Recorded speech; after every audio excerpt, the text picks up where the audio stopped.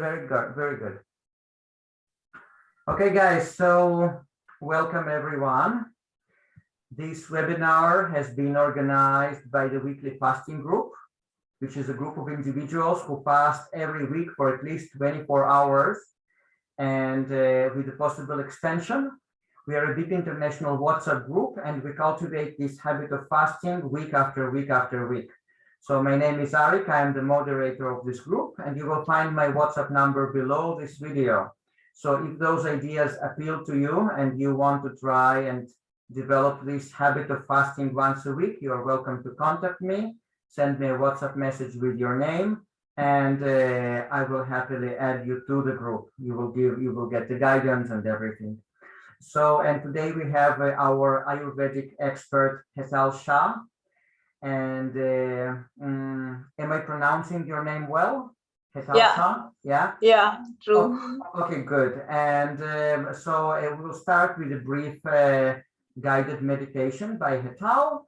And after that, we will delve into these very interesting subjects of balancing and doshas and body types, different foods that are suitable for each type and stuff like that. And towards the end, Hetal will also demonstrate to us a very special equipment which she uses for the diagnostic purposes and for treatment purposes. Very special equipment which uses frequencies as therapy, right? Yeah, radionic frequency. Excellent, excellent, very interesting. I haven't seen it yet, so I'm also really, really curious to see it. Okay, Hetal, so now I will mute myself and let's proceed to the short guided meditation. So over to you. Yeah, I would like to start with a kapha balancing spring meditation because it's springtime right now. And just sit in a comfortable place. Keep your back straight. Keep your head forward. Relax your body. Close your eyes. Take a few deep breaths. Relax your chest. Relax your shoulders. Relax your hips. Relax your whole body.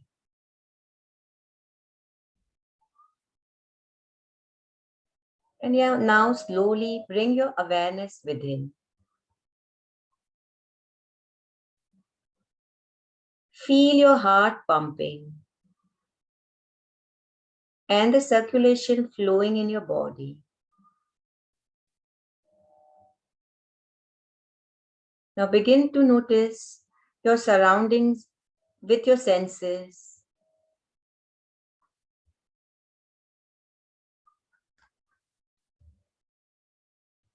Maybe you can hear the birds chirping, the bees swimming.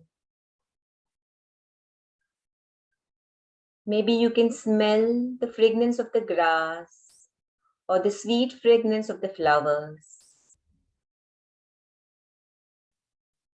And if you cannot notice these surroundings, which are typical of a spring day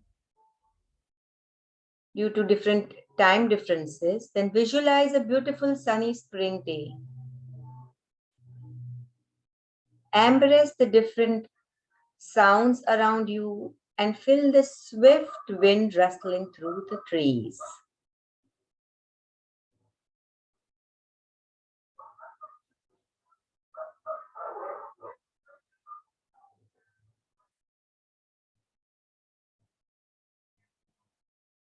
Enjoy the warm sensation of the sun against your skin.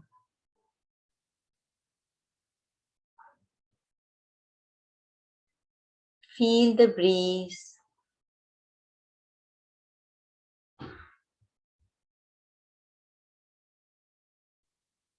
Feel the joy and the greenery around you.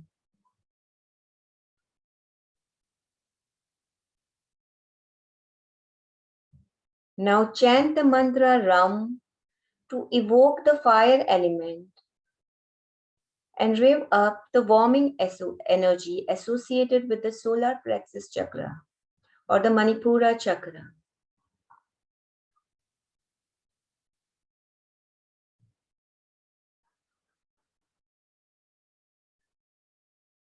Chant the mantra Ram and evoke the fire in the solar plexus.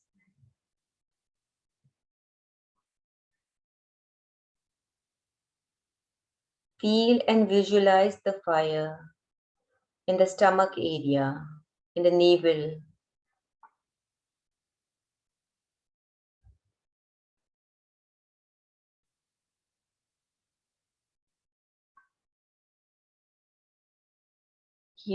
Keep breathing deep and slowly. Breathing in and breathing out.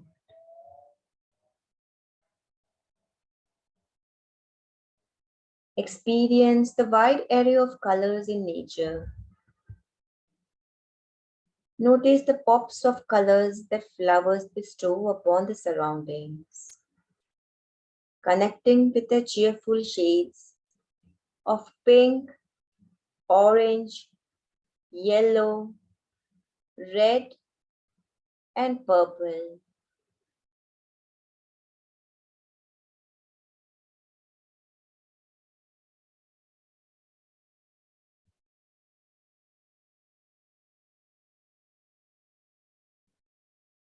Slowly take a few breaths and rub your hands together.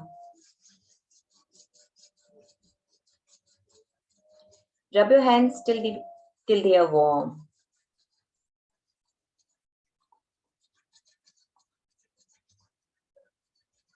Rub them against your face, your hands.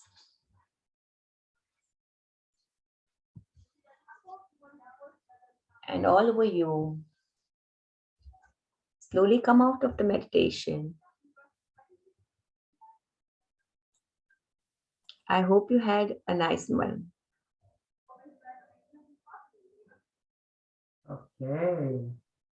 Thank you so much, Hetal. Yeah, it was wonderful. Rounding, energizing. Thank you.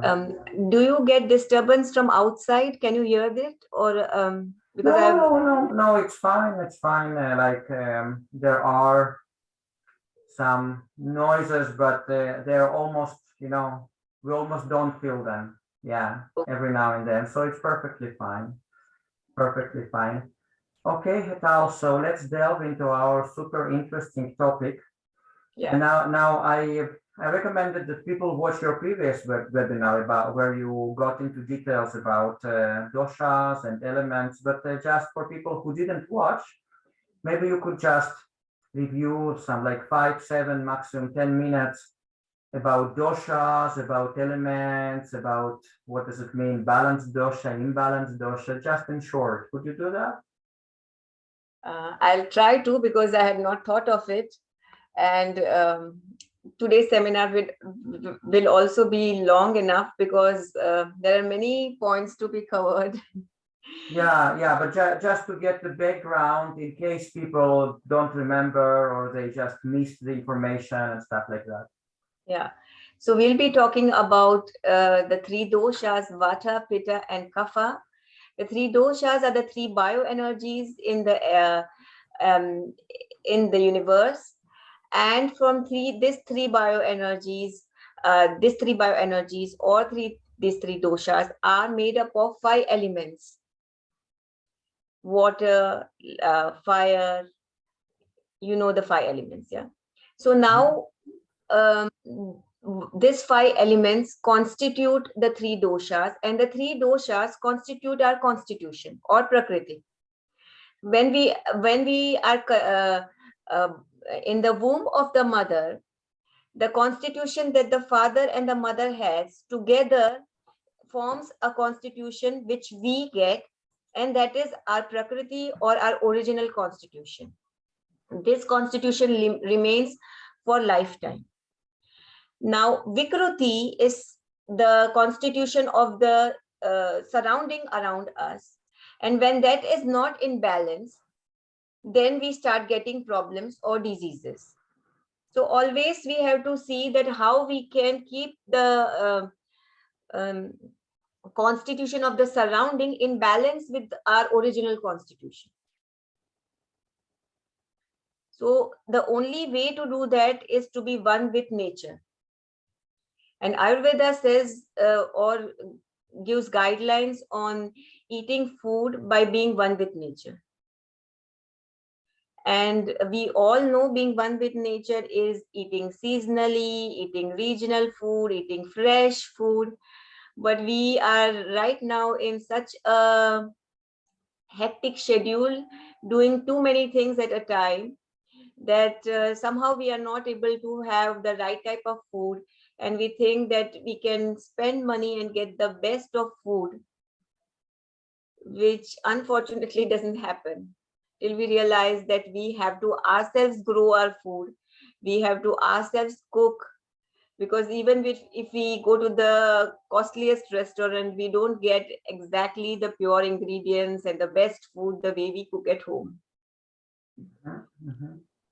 So Okay. Ayurveda says that freshly cooked food, warm food, the one in alignment with nature is the best diet that you can have for yourself. Mm-hmm. Okay, and then it varies. The types of food vary according to the personal constitution of a person, right? Yeah. So what type of, what is your original Prakriti or what is your original constitution? If my original constitution is Pitta or fire, then I will be always searching for cooling foods. But when are cooling foods good for me and when are cooling foods not good for me? For example, in the Kapha time, in winter, I would not prefer cooling foods for myself, because then I will again imbalance the constitution. But in summer, I would definitely go for more cooling foods. For example, if I am fasting, I would go for water fasting, but I would not go for dry fasting because I already have so much heat in my body. And if I create more heat in the body, then I will imbalance a lot of hormones in my body, and my metabolism, my digestive system, everything will be imbalanced. But water fast is good for me. Fruits, juices, that all are good for me. But if I go for dry fasting, I will have a lot of problems. But people who are of Kapha type, if they go for dry fasting, they can dry fasting for many days, even for months, they won't have problems. Because they have that fat in them, they have that mucus in them, that they can lubricate their body. But if a Pitta type will go, he will dry out there, he will cause burns, and he will burn the intestinal lining. So what type you are is very important of what type of food you should take, and how you can slowly, I do not say that you can never do that, but it's a very slow and gradual process. That very slowly you will change and shape your whole body, and then you can to certain extent, but not totally. Yeah, and I just want to add that last time you gave us a quiz, a questionnaire by which a person can define whether they are Pita, Vata, or Kapha. But I just want to, so Vata is the wind, right? Like is the wind constitution. Yeah, Vata is movement in the body, or everything that is moving in the body, circulation. That is the Vata, the air in the body. There are 5 different types of air in Ayurveda, and this is the air that is coming from outside, that is going from inside to outside. What we are breathing in, breathing out, that is all Vata. Yeah, and what are like 2 or 3 of basic characteristics if a person has a constitution of Vata? I know that they are sensitive to cold, for example. Yeah, that's the one. So what would be a few other ones? They have dry skin. They get scared, panicky, anxious very fast. They cannot stick to one thing. No, because vata keeps moving. You always want to be in movement. Even when they are at home, they are continuously doing something. They just cannot sit for, but a kapha person can sit for 2-3 hours and he is not motivated to move. But a vata person, after 10-15 minutes, he has this urge to move himself, move things around him. Okay, Hetal. So then, for example, if we have among our viewers right now, people who recognize themselves as vata, like according to what you have just described.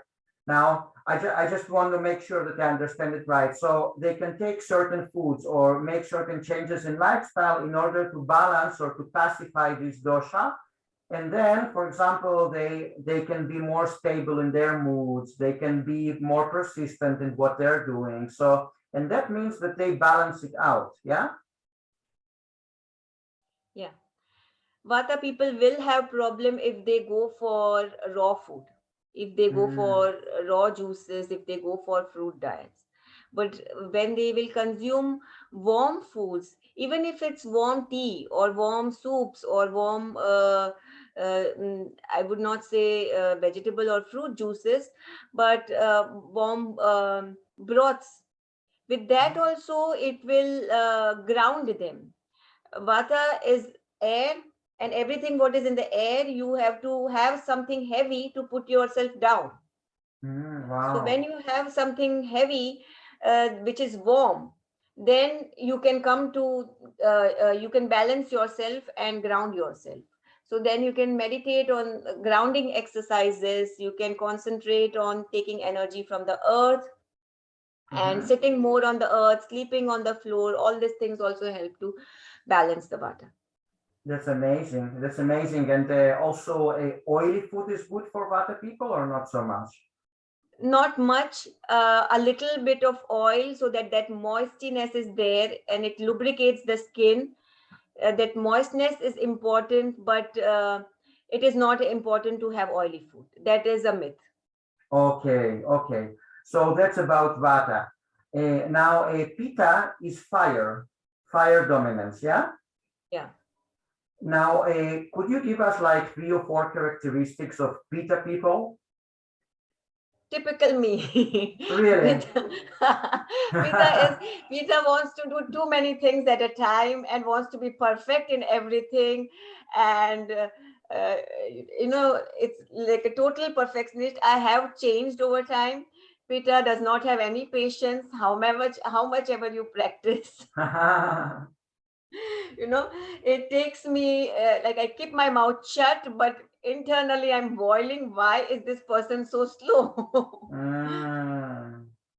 So that it is very difficult to have patience, or somebody who is not perfect, or somebody. And Pita, unfortunately, unconsciously tries to dominate.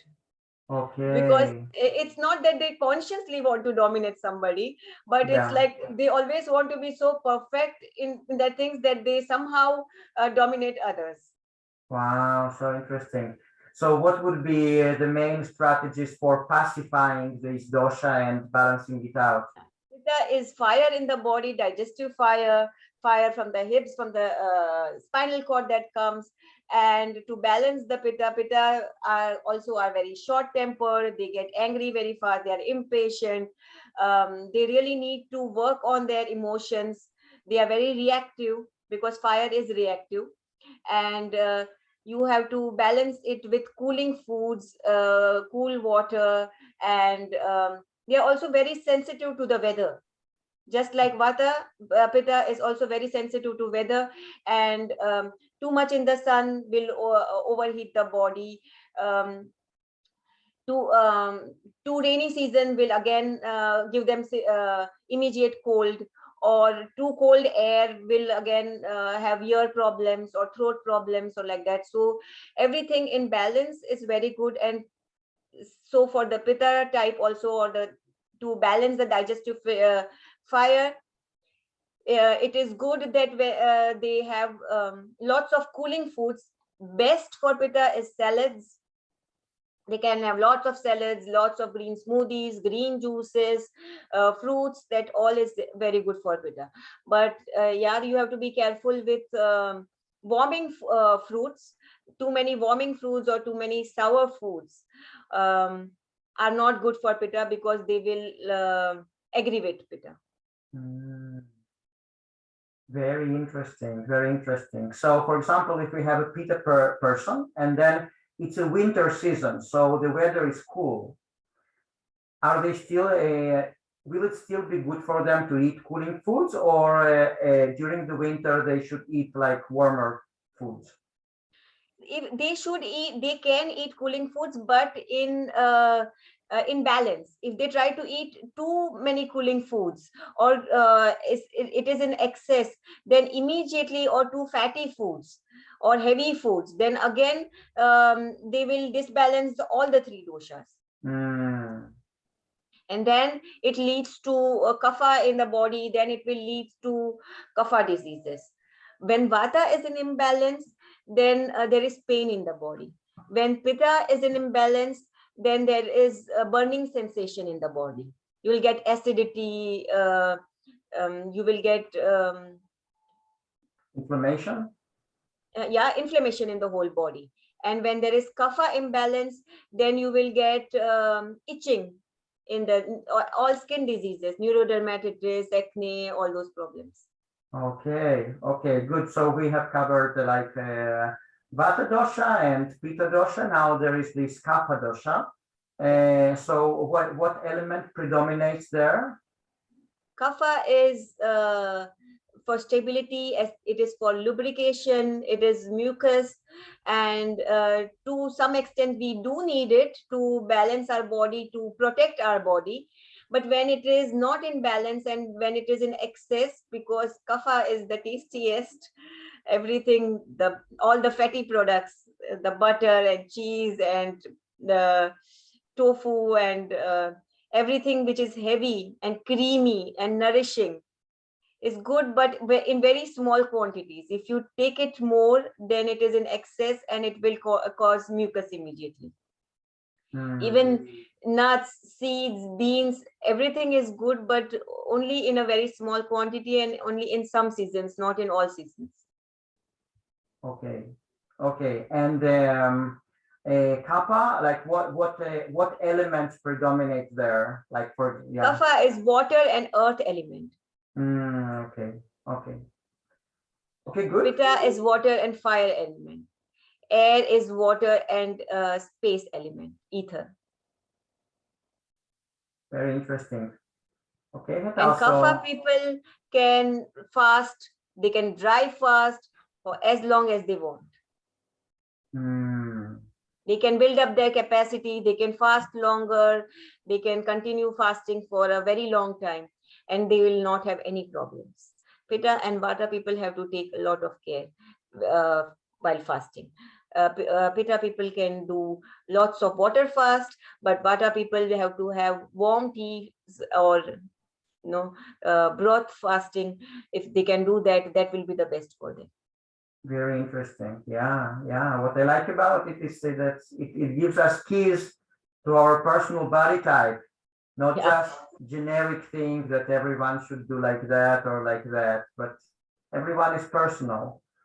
So Hetal, yeah. It is like how you are born.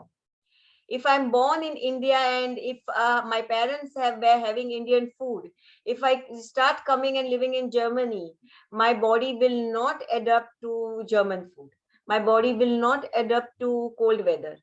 And because my roots, my constitution, my original constitution is, or Prakriti, is the Indian food, the Indian weather. So even I've been living here since last 20 years, but still, when the sun is there, it's warm and everybody says, oh, it's too hot, too hot.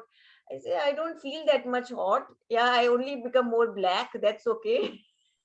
I get tanned, but I'm not that, I don't feel that heat, but the moment that sun goes away and it's little cold and they are so happy, wow, it's now, it's cool. and I'll be getting goosebumps. Okay, okay. And what about your children, for example, or people who are of Indian origin, let's say, but who were born in other countries? Will they still bear this Indian characteristics, or they are suitable They for? are better than us. They are better than us because they are born here, and because they are born here, it is this climate that we are accustomed to, and so now we are little advanced than our parents, and that is why our children are little more advanced than us. Okay. Okay, Hetal. So maybe you could give some more advice on how to balance different doshas, and then we can let people ask questions. Yeah, no, today's topic is very, very complicated because we don't have people from one country. Yeah. The thing is that we have people from all around the world, and everybody has a different climate in their country. So if I start telling about the fruits and vegetables for every season, it varies from country to country. Right. I had started this last earlier also before a few years, and I again had the same problem that people started telling that, oh, but in our country it's totally different. You know, it's not these vegetables and fruits are not in the season in this time. So I would like to go for every month, but I would like to say it's like late spring or it's early winter or late winter, and then you can associate to that much easier rather than me telling you January, February, March. No? Okay. And then I would like to go with every month what changes happens. I'll be talking about Europe, but then you can talk about, see, it is basically winter, summer, spring, autumn. Even if the country is different, everywhere in the world in winter, the trees will shed their leaves. Right. That will be common in every country. In summer, in the desert areas also the trees will totally shed because of the heat, which we will not see it in our places. We will see lot of greenery, we will see lot of things growing, but it will be totally different. So I would not go for basic months, but I will go for what happens in when it is late summer or it is late winter, and so like that, you know. So eating in alignment with nature balances our body's hormones, our metabolism, and our overall function of the body. Now, tuning with nature helps you to be more mindful about your own constitution, which comprises of the doshas and which is created from a combination of the 5 elements. So Ayurveda's system of seasonal eating is called Ritucharya and endures that your body and your mind are acclimatized to the different seasons or the environment around you, and the body homeostasis isn't altered. At the end of the day, it is all about the body's homeostasis getting accustomed to the surroundings around you. Each season contains different elements and energies, and the imbalance of this creates diseases or illness. So first we go to the spring, because from mid-January, spring starts. It is on 14th January. From 14th January is Uttarayan, which is said in Ayurveda. Uttarayan is that when the sun comes near to the earth. And that is why we start seeing more light, we start seeing more sun, and everything, the life begins at this time. So this 14th January is also a festival in India, because from this day now spring starts. It starts in India, you can feel it in India, but here it is cold like that, and we don't feel it so much. But actually, from this day, you start seeing light, more light. From 22nd December, there is onset of light, and then by 14th January, you start seeing light. So in nature, spring and summer harvest are both primarily alkaline and boost the lymphatic flow. Green leafy vegetables are highly alkaline, which supports the lymphatic drainage. The lymphatic system is actually the largest circulatory system in the body and makes up 70 to 80% of the body's immune system. The lymph removes the cellular waste while circulating the immune system throughout the body. This happens to the muscular contractions. Now, in a toxic world with weak digestive strength, the lymph system can easily be congested, and springtime is the best time to detox the body. Green leafy vegetables are high in fiber and magnesium, and spring should be a time to eat less of everything, especially carbohydrates, as they are mostly not harvested until fall. Okay, So, so now tell me, Hetal, is it for all the doshas? Like, is it a general advice, or is it more suitable to a particular kind of a dosha? we are right now talking about the seasons. So if we go for spring season, spring is kapha dominated. So we need to pacify the kapha or balance the kapha in the body, because spring comes before winter, and in winter we have accumulated kapha because we are not going out so much, there is not so much sun, and so that is why we have accumulated kapha in the body. And now when spring is coming and when light is coming, now we want to remove of that mucus that we have accumulated in the body and activate again our circulatory system, our lymph system, our digestive system. Okay, and is it suitable for everyone? So you could say that it's a general advice for every kind of a person? Yes. Okay. There can be little minor changes here and there, but the basic seasonal food remains the same, because that is your vikruti. Okay. Okay. So the basic advice during the spring to eat leafy green vegetables. Yeah. And to reduce carbohydrates. Yeah. And to eat, and this is the best time. Spring is the best time all over the world to do fasting. Okay, that's very interesting. So in Germany also they have this Fastenzeit, they have this fasting where everybody starts fasting. They have this 40 days fasting. Ramzan also, or Ramadan comes also in this time where they fast. In India also they start Mahashivratri and Navratri, and all this comes where they again go for fasting. So in every culture at this time, there is a fasting religion. Okay. Okay, very interesting. So late winter or spring is the season of sour foods.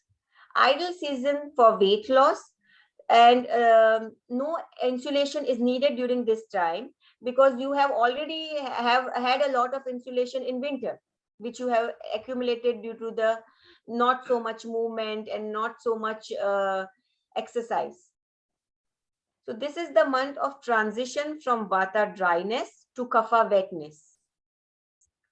When in winter the wind is there is lot of wind and storm, the body and cold, the body gets very dry, and so from vata dryness now we are going to the kapha wetness, and we are going to balance the kapha. So it is the restorative time to rebuild the tissues. It is yin time of the year. It is the time to reflect inwards, focus on spiritual growth. And that is why on 1st January, we have goals for the whole year. We review the last year and we make goals for the new year. So you're talking now about winter, yeah? No, I'm talking about January, and mid-January starts the springtime. Okay.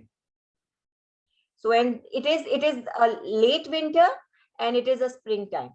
And so from mid-January, we should ideally start having the spring diet, even if it is cold, because then after that time, slowly you will start shedding mucus out of the body, and slowly you will come into balance. Within 3 months, then you will be totally in balance and prepared for summer. Okay. And if you do not do that, then as soon as summer comes, you will start having cold, cough, or influenza, flu, all these things will start coming. Okay. So spring is also a good time to keep your kidneys warm. This is the time to get up early. You can do heavy exercises now, aerobics, pranayam, yoga, surya namaskar, or that sun salutations, all these things. It is also the coldest month of the year, January, and spring is also the season of bitter foods. The green leafy vegetables have lot of bitterness in them because they have these alkaloids to keep animals away from attacking them or eating them. That is why they have this bitterness, and this bitter and sour foods are very good in spring to remove the excess mucus from the body. Okay. Spring kapha creates stiff muscles, arterial plate buildup, mucus, hay fever, and allergy. So during this time, it is good when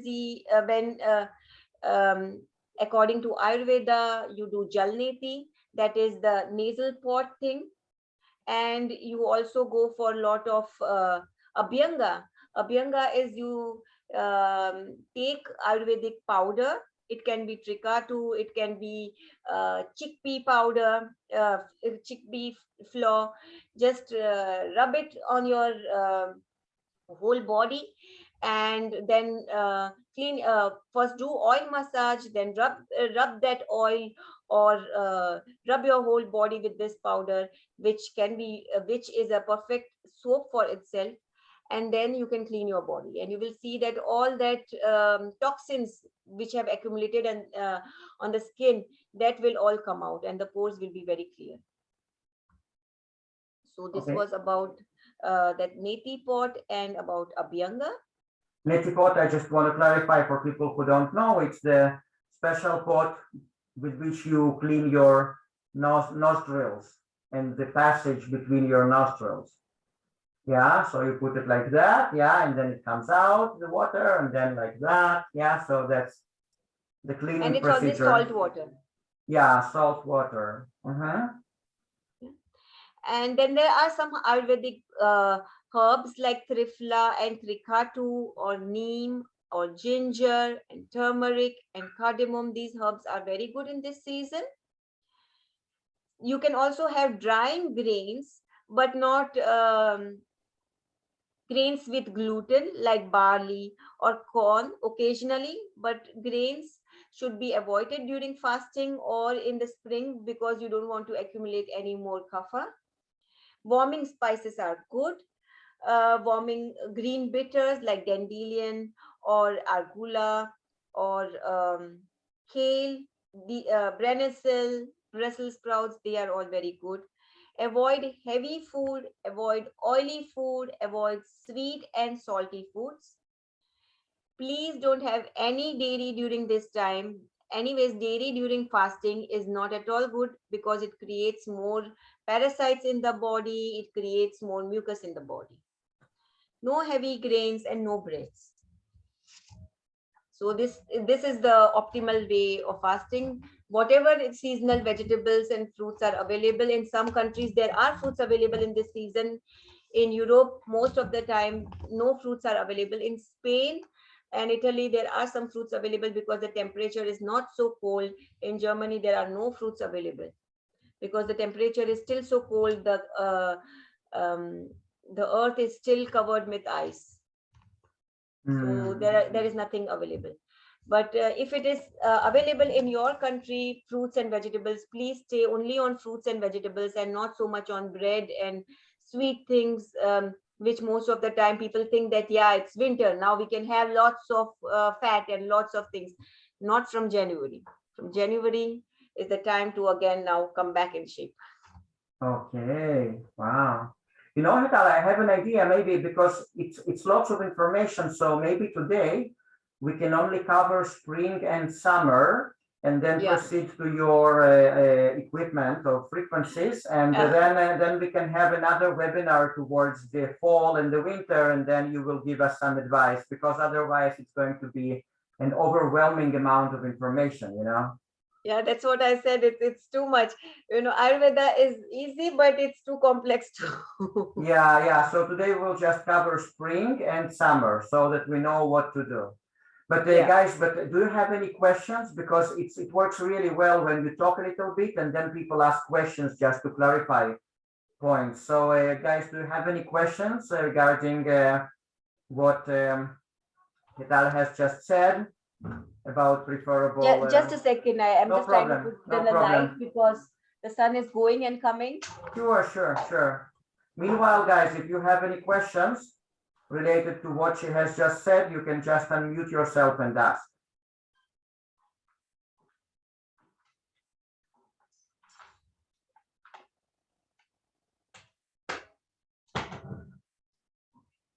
Okay,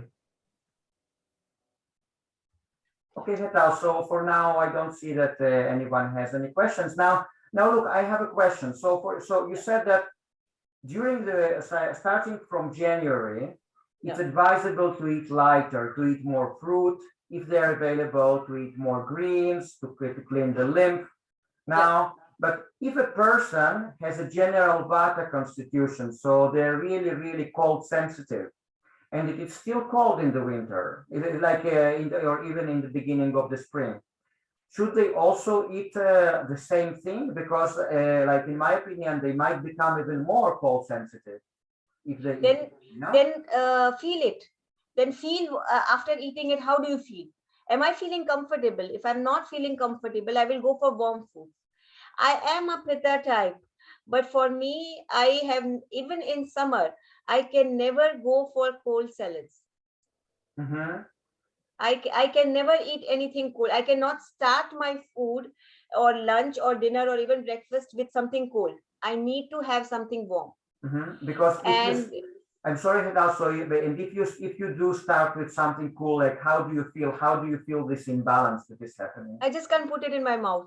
I don't know. I just can't put it in my mouth. I need to have something warm. When I go out, it's warm, and then I feel, I need to eat something. But I can't even eat an ice cream. If I eat an ice cream, the next day I'll have cold, I'll have sore throat. It is not for me. I know that it's not for me, and I can't have that. But it doesn't have to be very hot piping foods. It can be just warm or warm. It can be a soup or a light warm salad.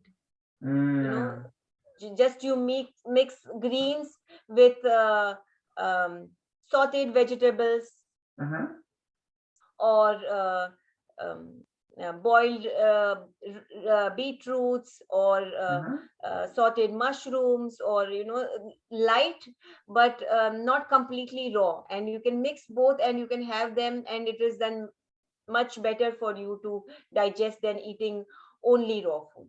Yeah. So basically, as I understood, there are general guidelines by seasons, but then there is also personal sensitivities of each person. Like people can feel what would suit them best. Yeah.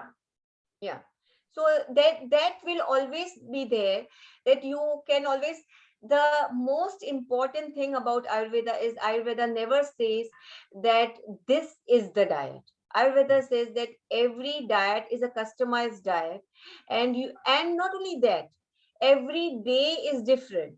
That means that today, if it is summer, and today, I don't know about other countries, but in Germany it is like that even in spite of being summer, one day it is 20-25 degrees, and other day it is 5 to 10 degrees. So when it is 5 to 10 degrees, you cannot say that now it is summer and I have to eat only summer food. You cannot have summer food when it is 5 degrees. Okay. So then when it is 5 degrees, you have to have on that day warming food. Okay, wow, that is so interesting. Hetal, so what kind of spices is best to use during the spring, if at all? Yeah, all warming spices. Cardamom, turmeric, ginger. I wanted to talk about the spices, the ferments, and all those things also. Pungent spices are good. Spices like ginger, turmeric, bay leaf, black pepper, warm spices like cinnamon, mustard, um, what is that? Asafoetida, all these are also very good. And pungent foods can be taken after workouts. Ferments are not only sour, they also heat the body, and ferments like pickled garlic with vinegar or lemon pickle or different other pickles freshly made also.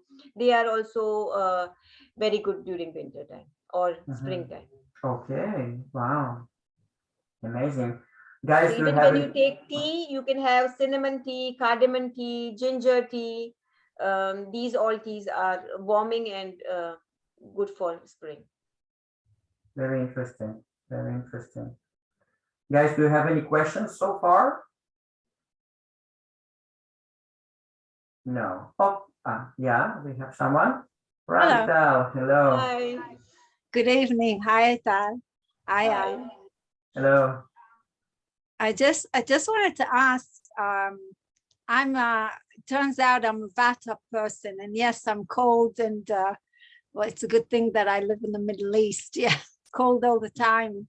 Yeah. But the thing is, you recommended no vegetable, raw vegan diet is not good for Vata types. I mean, after all, You can have vegan diet. There is no problem with vegan diet. There is only problem with raw food. When you don't have anything warm, then it is very difficult for you to ground your body. yeah, I feel it. It's true, but I mean, with all the webinars we have that we have to be raw vegans and fruitarians, and so No, we don't have to be anything. It's all personal. It's only you have to be what you feel like you want to be. yeah, so The most you are comfortable with. If you're comfortable with a particular diet, then you can carry on that diet. yeah, because I'm trying to learn what is the best diet, what is the optimal way we should eat. So it's. I would say just feel it. It's very, very important to go within and feel yourself. What do I right now feel? And right now, what do I feel like having? And that is your intuition will tell you exactly what you want to have right now. My daughter doesn't allow me to cook food because she says, you ask me at night, what should I make in the morning? And I come in the afternoon. I don't know what type of stress I had whole day in the school. I don't know how much stress I am going to have with my homework. How can I tell you what type of food I want to have? Wow. That's amazing. So she's really sensitive to, like, She's she can. so sensitive. Till then, I have never thought like that because, in India, it is like food is just given to us. This is what it is. If you come late from school, you have to eat cold food. If you are eating every day 2 pieces of bread, you have to eat only 2. You can't have the third one because it's not made for you. No, every day the same diet, same amount, everything is given to you. And here comes my daughter. I understand my body and I want exactly what I feel like right now.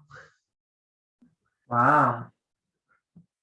So yeah, it has a disadvantage that she has to cook for herself.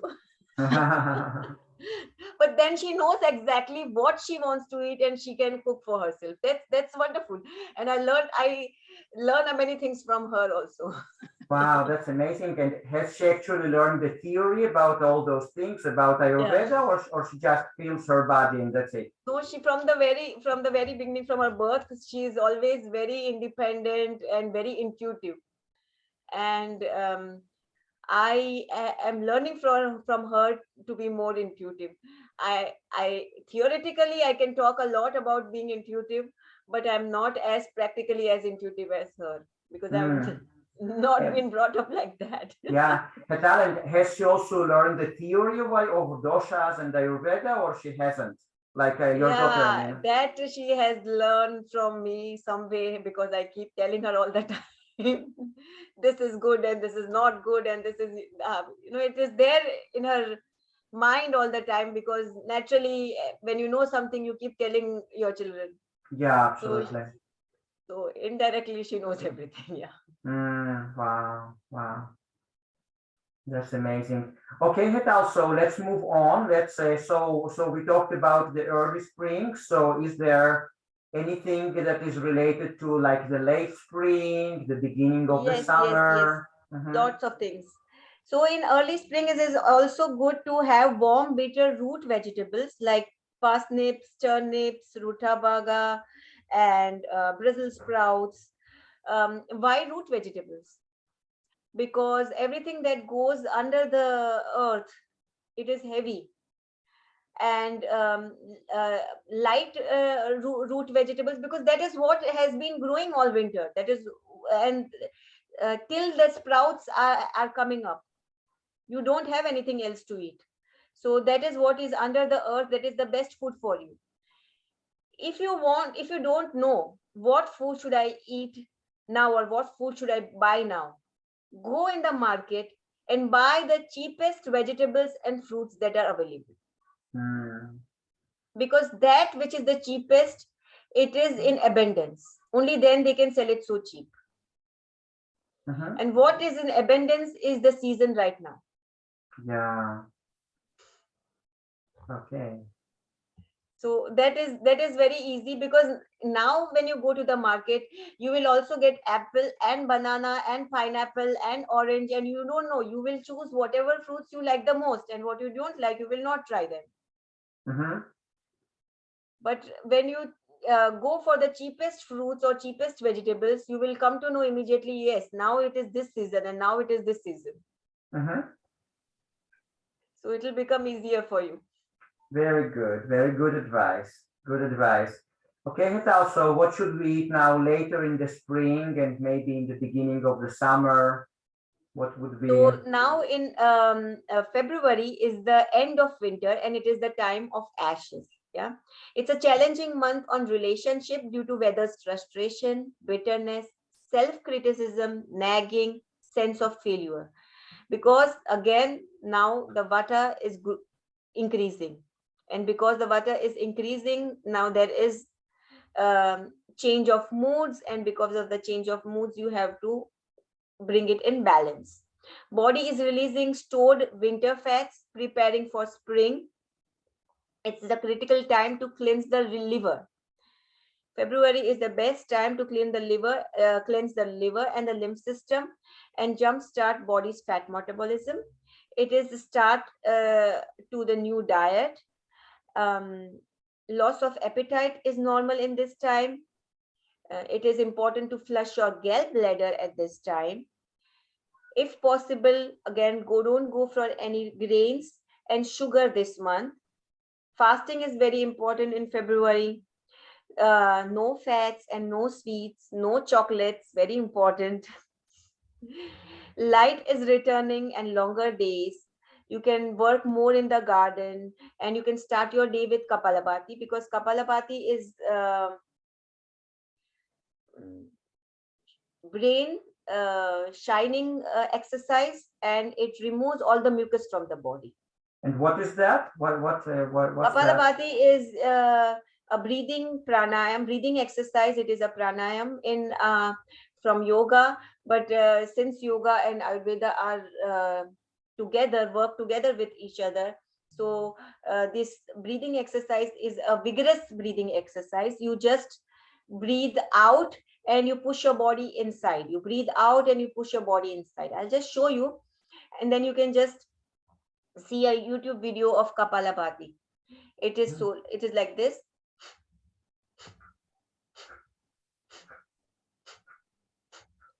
So basically you are breathing out and you are pushing your stomach inside, and all that mucus that is attached to the intestines or to the body are released with these jerks that we are doing. Very interesting. And it also warms the body from inside. It's also, if there are parasites also, they will start moving, and it is a good time to do this breathing exercise. It's important again for that jalneti to be done, and to put 2 drops or 1 drop of nasya oil, nose oil, so that your nose doesn't get dry. many people feel a lot of dryness in the body and in the nose, and then they get bleeding from the nose because of the dryness. Okay. So that is why it's important that at this time of the year, start putting nose drops, oil or ghee, 1 or 2 drops in the nostrils. Okay. And when you do this, you will also, if you do that before sleeping, you can sleep better. And this is a time when many people get depression. So when you will eat in balance, then your depression will also go away. Spring is the season for bitter foods, and Trikatu is a very good Ayurvedic herb which will help you to balance this dosha. You can also have the root vegetables like potatoes, carrots, and the other root vegetables which I had said earlier. And now you can also have some grains like buckwheat and rye. Spice up your meals, it's very important. Since in February in many places corn is also grown, so Mexican food is good in this month. And spices like cumin, cayenne, chilies, turmeric, fresh ginger, and fenugreek leaves, they are also very good, or fenugreek seeds also. February is also a season for beetroots and beans. Beets clean the liver, gallbladder, and the bile. Beet soup with lemon and parsley or borscht soup is also very good. Then for breakfast, one can have, if someone is from Pita Dosha or Kapha Dosha, then someone can have organic vegetable juice with celery and beetroot, carrots, garlic, raw radish, parsley, black pepper, and they can have in beans, chickpeas and black beans. They are very good. Pickled garlic with vinegar is very good. Lemon pickle is also very good. Lemons are good in February. 3-day khichdi fast is also very good. I think by now everybody knows what is khichdi. It is a mixture of yellow mung beans and rice mixed together, cooked together, and very little spices like little salt and turmeric. That's it. Nothing else is put in it. And then when you say that it's like you fast on that, it means that basically you only eat that during 3 days? Yes. Only eat that 2 times a day or 1 time a day, and that is it, with lots of ghee. Lots means 1 or 2 teaspoons of ghee in it. And that is it, nothing. And very little salt, very little salt. And what is it supposed to do to the body if a person does that? It is first, if it's dryness in the body, it will lubricate the body, the intestinal wall, and second, if there are any toxins or any blockages or rest food in the body, all that will be released. The mono diet that you do. Okay. But it is a warm mono diet. It is like a liquidy soup. It is not very thick soup, and that will help you to cleanse the body. Okay. Yeah, that's amazing. So here you in Ayurveda, you basically learn how to use food as medicine. Yeah. You know the medicinal properties of each kind of food. Yeah. So it goes beyond just eat that, don't eat that, because that's good, that's not good, but you actually work with the energies of food in order to heal. Because Ayurveda is actually I wanted to talk about that also, but I'll be answering that question last. Somebody had written what are warming foods and cooling foods, and why, how do we know which foods are warming foods and which foods are cooling foods? So I will be talking about that. Ayurveda actually does not talk about calories. Ayurveda does not talk about vitamins, proteins, and fats. It talks about the energy of the food. Wow. What is why do we recommend raw food? Because raw food has the highest energy. It has the highest electricity because it is not cooked.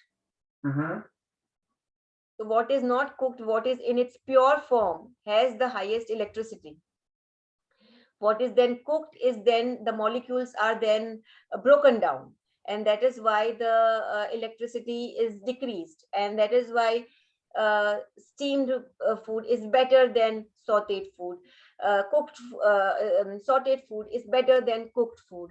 So it's always, it goes down, down, down, down, but you have to choose and see in which season which is the best for you, and then you have to eat that type of. Okay. Okay, Hetal, so let's move further towards the summer. I just want to leave enough time for you to present your therapy, your like frequency therapy that you do. So, okay. So I would like then to go from spring, and in spring it's light and ripe fruits. From March to June is the springtime. And here again till June month we go for Kapha balancing diet. Spring or Kapha is again earth and water element. Now in March you will really see everywhere, everything sprouting, all plants growing everywhere, and organic sprouts, organic greens. In Germany here, a lot of wild garlic grows. That's the first thing, asparagus and wild garlic.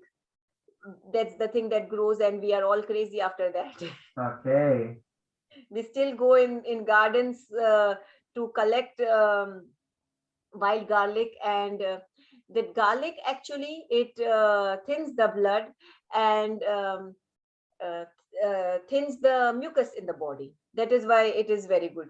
And asparagus is very good for the lymphatic system, to stimulate and move the lymphatic system. So these are the two things which are available here before berries or the first fruits. Berries are the first fruits that come here by the end of May, and that is what we have till August or September, only berries, different types of berries. And then from end August, end July, from there we start having seed bearing fruits like apricots and all those things, and apples and everything, but not before that. But that's all that in fruits that really grows here. Okay. So organic herbs like manjishta keeps you in balance as the flowers continue to bloom. And in lunch, one can have steamed vegetables, very thin soupy broths, or brown rice occasionally. Berries, strawberries, mangoes, leafy greens, and sprouts are very good from March to June. Again, I would say not so much grains, when possible, as little as possible, because our gut microbes are meant to change seasonally by the foods we eat. Seasonal microbes optimize the digestion, mood, and immunity the way the nature intended. Hence, it is important to eat seasonal and regional and local food. Okay.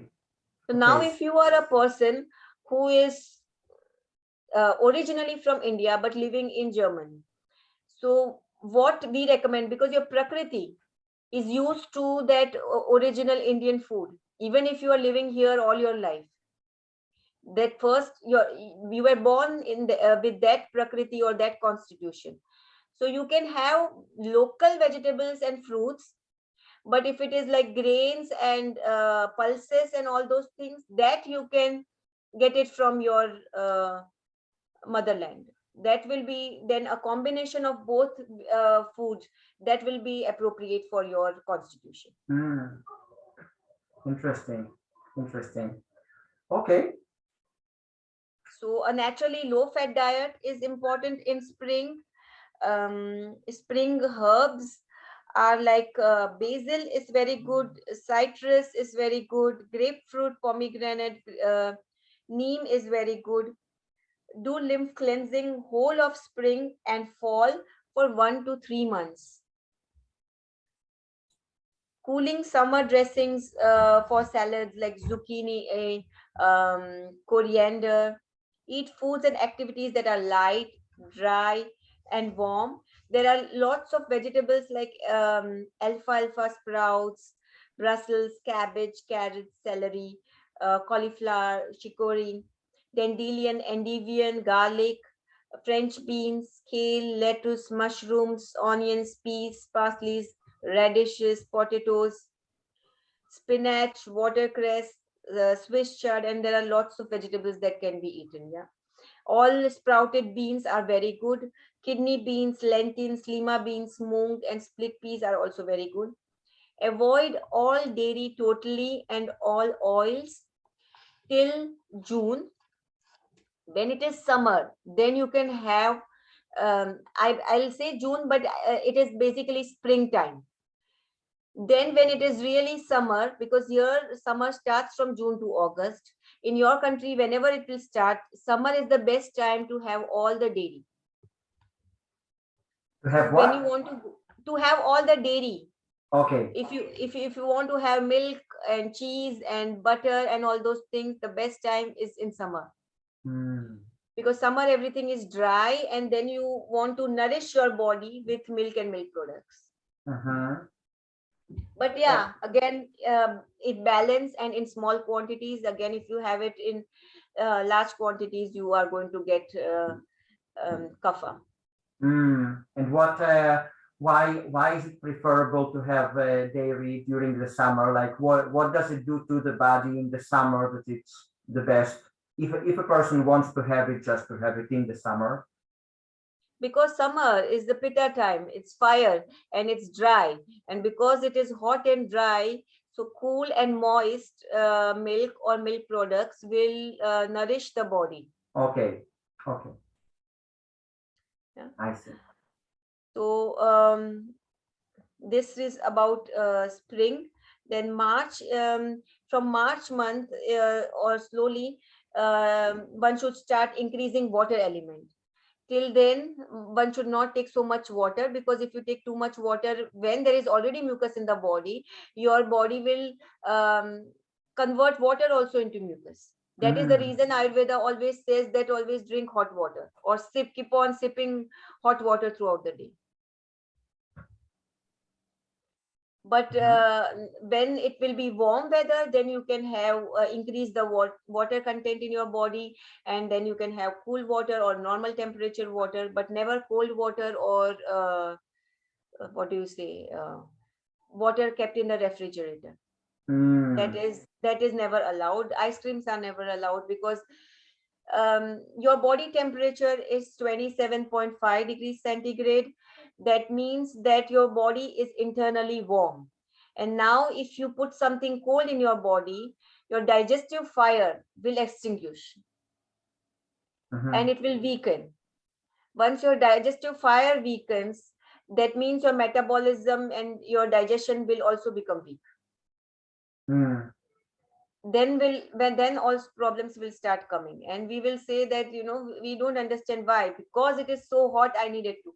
No, because it is so hot, that is why we have clay utensils and we have steel utensils. So we keep things in clay utensils and steel utensils, which keeps the water cool, which keep the things cool. Or you have cooling foods, like lots of watery foods, watermelon, cucumber, that will help you to cool the body. You can drink more water, you can drink more fruit juices. You can have lots of lemon juice, which is alkaline in nature and which is cooling. So there are many things that can be done instead of going for cold water or what is that? That soda drinks and all those things. Many people want in summer that soda drink, so that they feel good. But soda is nothing but carbon dioxide, and we breathe out carbon dioxide. It's a waste product of our body. Why would we take in a waste product of our body? So sparkling water is not advised in Ayurveda, no? Never. Okay, I didn't know that. That's interesting. That is interesting. Yeah. So yeah. In fact, when I came in Germany, and for the first time I had sparkling water in my life. Really? Wow. And first few months it was such a torture for us, because they said that you can't drink normal water, but it's not suitable to drink this water, tap water, and you have to drink only sparkling water. At that time there was no water without soda. Really? And it was such every time we drank, it burned in our throat, because we're not used to drinking that. And it was like gulping a sip of water was a pain for us. But yeah, that is why. And we learned everything only to come to know that we now unlearn everything. Right. Yeah. So just a moment, I just want to ask if anyone has any questions at this point. So guys, do you have any questions so far? You're welcome to unmute yourself and just ask. If not, then we will just move on. Okay, let's move on. So we are, So anybody who still has kapha in their body, or wants to melt fat, for them dry brushing is also very good, so that they can help to remove the toxins from the pores of the skin, as well as improve their circulatory system and the lymph system.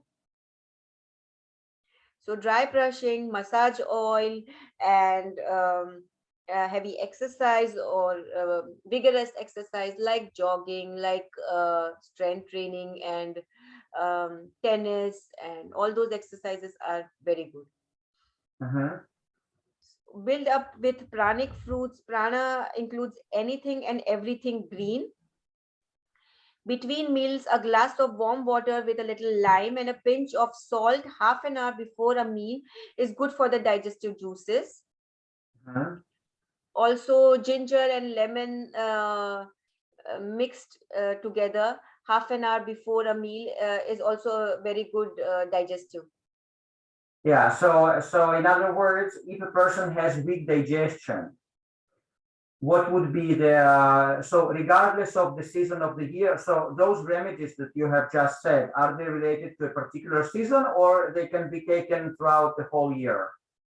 They can be taken throughout the whole year, but in summer I would not recommend ginger and lemon, because your digestive system is anyways, you have heat in that body.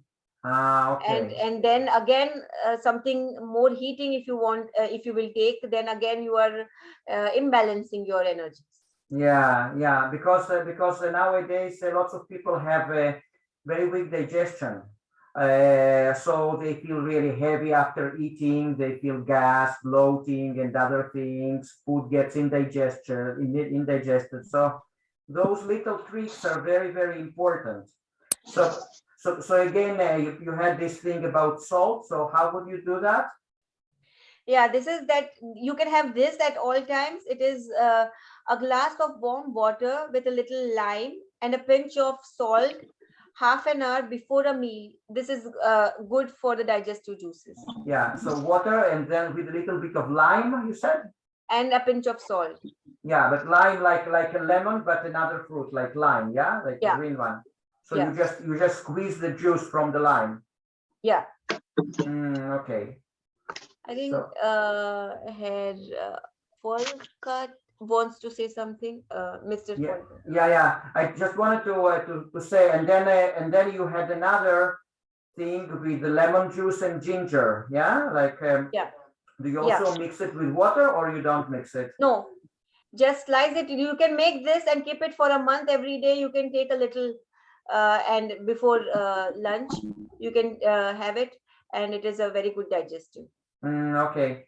I also wanted to ask you that there is also people who are into natural health recommend apple cider vinegar or before meal to mix with some water. So is it also a non-Ayurvedic tool, or in Ayurveda they don't use apple cider vinegar? Actually, Ayurveda does not use any vinegar. Okay. Ayurveda doesn't recommend vinegar. Fermented foods are recommended, but vinegar is not recommended, because somehow it is not positive prana. It's not what? When it's not positive prana. I When see. you speak about the energy, it does not have positive energy, and that is why Ayurveda does not recommend vinegar. But still, that is why Ayurveda recommends lemon or lime everywhere instead of vinegar, or Okay. curd or yogurt. I see. I see. Okay, good. So now let's see. So who wanted to? Okay. So you said that someone had a question, yeah? I don't know. He has his speaker on. That is why I thought that maybe he wants to ask something. And who was there? I think it's Ah, Hervé. Hervé. Okay, Hervé. So would you like to ask a question, or does anyone else have any questions? Okay. Okay. So Ayurveda also recommends broths, teas, and juices over water for hydration. Mm-hmm. And March is very good for liver cleansing. Bitter greens are recommended at this time. Pungent spices like cayenne, cumin, and chilies are recommended. Mild laxative like aloe vera is recommended at this time. Sharp bitters like raw radishes, fermented food like pickled garlic or mango pickle or lemon pickle, or pickled green chilies and onions are recommended. Herbs like fresh parsley, coriander, dill, or basil are recommended. Corn is also recommended. Tender young greens like watercress, arugula, mustard, and mustard greens are recommended. Green juices with spirulina is the best time in March. That not only green juices but spirulina also added to the green juices will work wonders at this time. Celery, beet, and carrot juices, kale lemonade, or ginger and apple. These all are very good. Teas like ginger, cinnamon, black pepper tea, cumin tea, coriander tea, fennel tea. Fennel is also good to eat after having food. In India, it is a custom that after having food, many people have, not more, only so much, a pinch full or a little more. So much fennel they have. So fennel seeds are roasted there. Either they are roasted just like that, or they are roasted with a little salt and lemon and little turmeric in it, and they kept it, and then they can be stored for a long time, and then every day after lunch or dinner they can be eaten. Okay. So Mexican dishes like enchiladas with legumes and lighter proteins are also good at this time. You can enjoy all your salads at this time. You can eat lots of sprouts with lemon. And normally, when you eat raw foods, you do not put normal salt in it. You always put black salt in it. So in Ayurveda, because black salt is used as an appetizer, and it also has a lot of iron. That is why black salt. But black salt is never put in cooked food. It is always put only in raw food.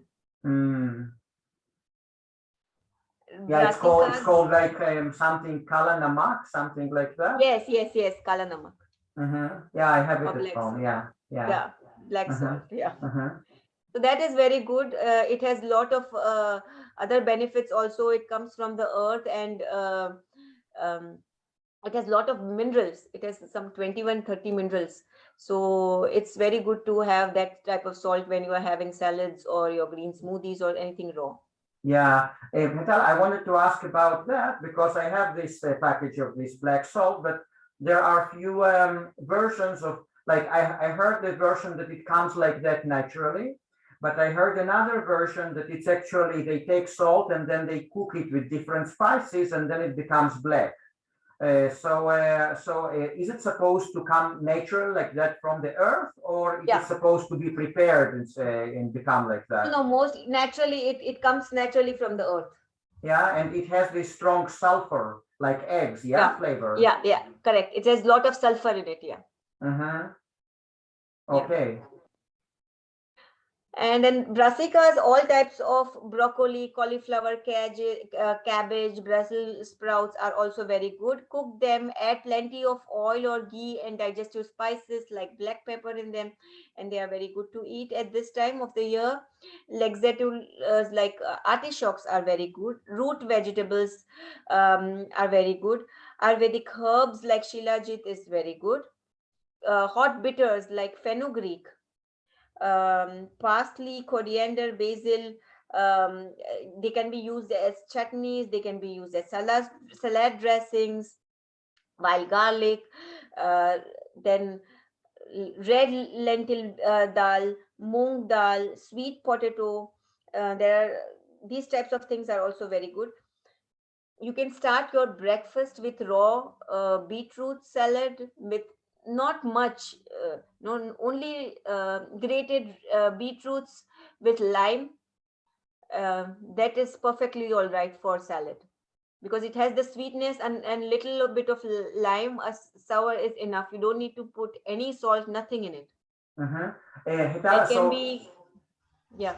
so now you are talking about this about from March to June, more or less, like from Yeah, this from stretch of March time. to, yeah, from March to June, more or less. Yeah. Okay. So this is the best time for salads and spinach. You can also have raw spinach at this time from March to May. It does not come in all the season, but from March to May is a good time. At least here in Europe, I would not say for all countries, but see what is there in seasonally available at that time. But everywhere, all over the world, in the springtime, there are more salads available because all over the world, fruits are basically harvested in summer or in spring. No, they are seeds are put in spring when everything starts growing, and they are harvested till autumn or fall. So the best of the fruits you will always get in fall, and fall or autumn is the only time when you can enjoy all the fruits, all the grains, because that is the time also where grains are harvested. And then in winter you can enjoy that. You can insulate your body with that. You can grow a little more fat in your body, and then from spring again you start shedding fat. Okay, Hetal, so maybe we could just cover another 2 months, like the late summer, yeah, like July, August, and then we might do another webinar maybe towards the fall, towards the autumn, and then to cover that. But so during the late summer, what would I would be? first also talk about water retention. Yeah. So water retention comes with excess kapha in the body. To increase the prana in your daily exercise practice and remove kapha from the body, you can add more squats. Squats free up the good space in the densest part of the body, the pelvis and the legs. The pelvis and the legs represent the earthy, watery part of the body and are prone to retaining fat and water. So there are a lot of exercises for this, but when you have water retention, understand that you have more kapha in the body. And when you will balance your kapha, then you will also solve this problem of water retention. And that is why when you have kapha in your body, it is said not to have more sugary food or more salty food. When you will have more sugary food or more salty food, you will be again retaining water in your body. And that is why then bloating and all those problems that you said. Okay, interesting. Okay, so now we're moving towards July, August. So what would be the best for those months? Like we are really hot months of the summer. Yeah, true. Summer is actually, first you should just close your eyes and think what happens in the summer. As the heat of the summer accumulates, the earth and most everything in the northern hemisphere begins to dry out. It is common to notice that your skin is becoming drier, your sinus is becoming irritated or sensitive, and even change in your bowel movements may be noticed. You will start having more constipation if you're not drinking enough water. So nature has a solution to the accumulation of the summer's heat and dryness, and that is winter. But at the end of the summer, there is accumulation of heat called Pita in Ayurveda. Too much Pita or accumulated heat at the end of the summer can aggravate Vata or dryness in the winter, as both summer and winter can be dry. This can result in excess production of mucus called kapha, imbalance, or too much phalgam in Ayurveda. To ensure that these mucous membranes are insulated from the accumulating dryness, nature's harvest provides cooling fruits and vegetables at the end of the summer to balance the pitta or excess heat. So if we go to the June month, it is hot and damp weather. In India, mid-June, even rainy season starts. So sometimes it's hot, and when it's not hot, it's cold and rainy and moist weather. Official summer month is June. It starts from June, and at least in Europe, it is very important not to use air conditioners in summer. We now we have air conditioners. Earlier, we used to have air conditioner only in one room, our bedroom. Now we have air conditioners in every room. From your living room to your bedroom to your floors, everything is centrally air conditioned. Because of this air conditioners, there is a lot of dryness and too extreme temperatures. When you go out, it's too hot. When you come home, it's too cold. And because of this constant change in the temperatures or extreme change in the temperatures, you will again have imbalances of the doshas and you will get sickness. So as far as possible, keep your, even if you are starting your air conditioners, please keep it on 24, 25 degrees, that it is just cool enough and not cold. And don't please start fan and air conditioners together. Then it will be too cold. Okay. Either you are keeping a fan, but with fan it is still the hot air circulating. Then switch off the fan and go for air conditioners, but keep the air conditioners low and not very, keep it a high temperature and not very low temperatures. Because it dehydrates, producing more mucus in the body. And the body, please let the body adjust to the normal temperature. Now from summer again, there is change in the diet. It is a month of daring and courage. It is a month of passion, enthusiasm, joy. Just when summer comes, everything changes around you. The marketplace, there are people enjoying food, there are some shows continuously going on somewhere, or there are exhibitions. Everything suddenly changes, days become longer, and there is just joy and activity everywhere. Right. And that's just wonderful.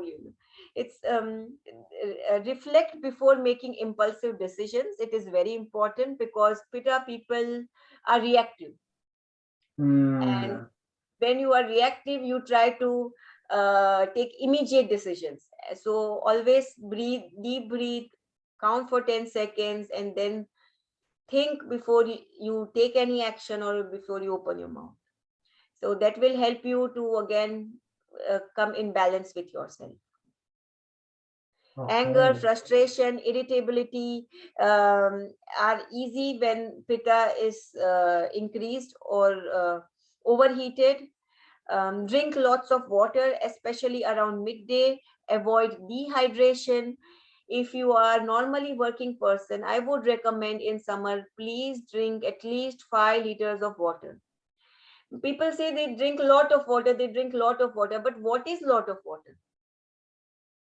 If they say 8 to 10 glasses of water is lot of water, you do not hydrate your body in 8 to 10 glasses of water. See, if you are in totally fasting and water fasting, that's a totally different thing. But if you are having normal food, I would say in summer, 5 liters of water, in winter, 3 liters of water. First, hydrate yourself so well that you don't need to eat too much food. And please don't have any snacks. Ayurveda does not recommend any snacks at all. Ayurveda actually recommends only 2 meals, breakfast and lunch. Ayurveda does not recommend any dinner. Wow, amazing. Hetal, when you drink water, is it recommended to sip it throughout the day or drink it just, for example, half a liter like that and another half a liter in 2 hours or in 1 hour? You will not be able to, even if you want to, your body will not be able to take so much water at a time. That is why Ayurveda recommends keep sipping water every 20 minutes, or take, like you have taken now 1 glass of water, wait for 15-20 minutes, then again take another glass of water, or after every half an hour take 1 glass of water. Keep reminding yourself, just keep the bottle continuous in your hand, so that you can keep sipping whenever you feel that now I'm not that full, then you keep sipping little. Okay, and tell me, and the Hetal, so, and the herbal teas, do they count as water within this count of 5 liters a day? Yes. You can, in winter or whenever it's cold, herbal teas are very good. When it is hot and when it is summer, you can just go for plain water, or you can just add lime slices to it, or you can just add some berries to it, so that you know there's just little sourness in that, some change in the taste. If somebody cannot just take normal water, so you can, or cucumber slices. That is also good. Wow, that's amazing. So do you actually drink, like in your personal life, do you actually drink like from 3 to 5 liters of water per day, every single day? Yes, it depends. When I was having a normal diet, I used to drink 5 liters of water. And what I actually did, you cannot keep a count how much liters of water it is. How have I drunk in the whole day? So early morning, I used to get up and fill thermos flasks, 5 thermos flasks of 1 liter each, and fill that. These 5 flasks I have to finish. And then how will I finish? So 2 flasks till 11 o'clock I have to finish, and from 11 to 3 another 2 flasks, and 3 to 5 p.m. or 6 p.m. I have to finish the last flask. Okay. So like that, I divided by 5 o'clock or 6 o'clock. I have to finish all the flasks, so that I have enough time to remove all that water from my system before I sleep. Okay. So by what time do you usually finish your amount of water? By 5 o'clock, 6 o'clock. By 6 o'clock, I finish all the water, because I start drinking water early. Yes, I see. That morning 6 o'clock, I start drinking water. If you say that I'll go to work and then I will start drinking water, because every time you eat, after eating food, 1 hour, 2 hours, 1 hour at least, you should not drink any water. Right. And you don't feel that need also to drink water. You might take 1 glass of water, but more than that you cannot, because now you are full. Absolutely. And before the meal, how long should you wait between the last sip of water and the meal, so that it does not dilute your digestive juices? Correct. At least half an hour. I see. So half an hour before and 1 hour after, you should not have any water. Okay, guys, do you have any more questions at this point? Because I feel like it's enough information to digest about this subject, about balancing doshas, like seasons, Do you have anything to add, Hetal, to anything important that you haven't said yet? No, I would just say that if you do not have enough water, you will have muscle cramps due to low potassium, electrolyte problem, hydration level problem. You'll have rashes and acne. You'll have dry eyes. And you will see the minute you drink water, I do not apply anything, no oil, no soap, no face wash, nothing at all. And my skin is absolutely fine, just because I have enough water. Wow. So if the thing is that if you are hydrated, whether it is from water or it is from tea or whatever source you are, it can be just from the sun and from the air. Important thing is you need to be hydrated. Your body needs to be hydrated from internal or external sources. And if it is properly hydrated, you do not need anything external to apply. Wow. Amazing. Okay, guys, do you have any more questions about that?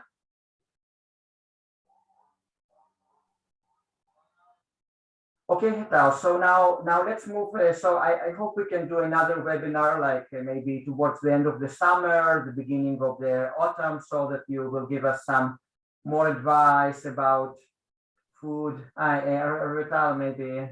Yeah, I just wanted to say that for now we will just have questions if people have any, and then we will move to the second part where you will demonstrate to us how this new therapy works that you are working with. Yeah. Yes, Revital. Can you recommend, you said that you'd recommend warming or cooling foods. I'm interested in warming foods. What is recommended? Yeah. So when do you need warming foods? Especially in the winter, but correct. You need warming foods. See, every type of food contains its own characteristics that we learned last time. You know, butter foods are dry, light. Pita foods are also dry, but they are hot in nature. They are gooey in nature. They are kapha foods. Kapha foods are more mucousy in nature. So different foods have different characteristics. Yeah, they are heavy in nature. The energy contained in the food is related to the temperature and the internal nature of the food. Yeah, it's called virya in Ayurveda, and the cooling or the heating effects of a food affects our body metabolism and our digestion, and that is why it's important to understand what is the temperature of the food, or what is the energy of the food. So how will you know the temperature of the food if you don't know anything? Now you know that warming foods you will always get in winter. So you know very well that in winter, the seasonal food that you will eat will always be warming for your body. So actually you don't have to think anything. When you eat seasonal fruit, you will be eating exactly that type of warming food or cooling food. Okay, can you give some examples? Yes, I'll do it. For example, if you say a freshly cooked food, I have prepared a warm, freshly cooked food, and this is warming for me. And then you will say that ice cream is cold, and so it is cooling for me. But in Ayurveda, ice cream is warming. Now ask why? Because what is your body temperature? It's 27 degrees. So it is warm. Now we are putting something cold. Now that you will have to burn so much more energy, or you will have to give so much more energy to make that food again warm so that you can digest it. But okay, but can you give natural, raw? Yes. I'm telling you. So foods that make you feel hot within, that make you perspire, like spicy foods, ginger, garlic, black pepper, cloves, onions are all warming foods. Fresh fruits like mangoes, oranges, apples are hot foods. Vegetables like potatoes, broccoli, spinach, radish, turnips are hot in nature. Spices like ajwain, carom seeds, turmeric, mustard, asafoetida are hot in nature. Herbs like basil, oregano, and mint are warming in nature. Foods in winter are all warming foods. Okay, thank you. Welcome. And when you eat the right type of warming foods, then you also can avoid diseases like cold, flu, body stiffness, or pains. For example, if you have only body stiffness or pain, what do they recommend? Take turmeric tablets or curcumin tablets. Okay. It's a warming food. It will warm the body, and so that stiffness or pain will lighten up. So they help, and they also help you to boost your immunity. That are warming foods. And cooling foods, according to Ayurveda, are foods that cool the body from within, decrease the pitta. Fruits like bananas, strawberries, watermelons, kiwis, grapes, and apricots are cooling. Also, dairy products in small quantities have a cooling effect on the body. All soya products, including tofu and soya milk, are cooling in nature. Green tea is also cooling in nature. Vegetables like mushrooms, tomatoes, asparagus, lettuce are easy to digest in summer due to its cold nature. Basically, everything that has water is cooling. Watery fruits, watery vegetables are all cooling in nature. Light foods are all cooling in nature. Cold foods help clear the toxins and provide a soothing effect on the body. Extreme consumption of cold foods can cause flu, cold, fever, delayed digestion. Hot or cold foods have to be eaten considering the weather outside and inside the body. That is your constitution or your prakriti. Okay. Okay, so I'm still with the cooked food. I mean, you want something cooked and warm, but I don't know. So, but according to Ayurveda, it's okay to eat cooked food. Yeah, it is. If you need it right now, it is okay for you. And how much quantity you have to, what you want to eat, that also completely depends on you. So Quantity is very important. What kinds of cooked food does Ayurveda recommend? For Vata.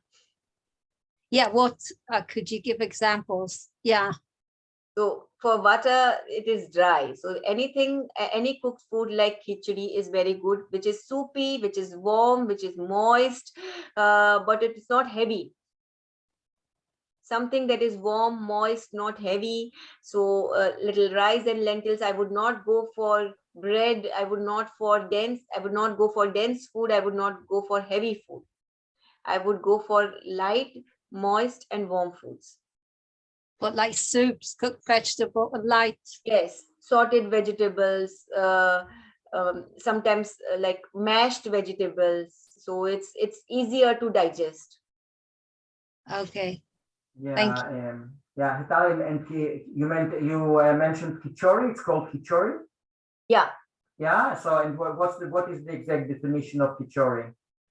Khichdi is Ayurvedic fasting diet, which consists of mung beans and or mung dals, or dals means lentils. So mung lentils and rice.